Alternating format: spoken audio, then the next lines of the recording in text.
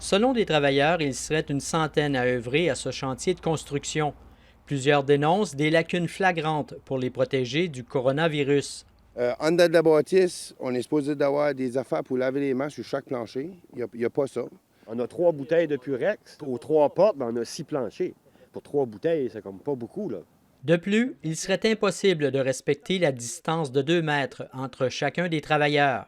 Dans les corridors, c'est la même chose. On travaille tous ensemble sur les mêmes planchers. Il y a une pile de monde qui est là. Puis on n'a pas le choix de se dépasser de un à l'autre. On est toujours proche, on n'a pas le choix. Ils peuvent amener le virus comme à rien, puis nous autres... Ce charpentier déplore aussi devoir côtoyer des superviseurs de la Nouvelle-Écosse, une province où le nombre de cas liés au COVID-19 augmente rapidement.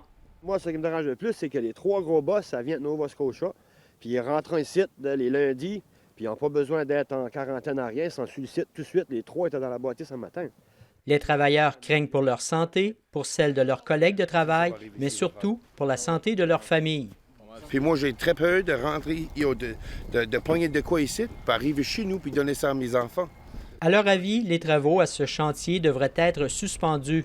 Bien, le contracteur, lui, nous dit qu'il espère que le gouvernement l'appelle pour dire de former le chantier. Lui, il dit qu'il n'a pas le droit de le former.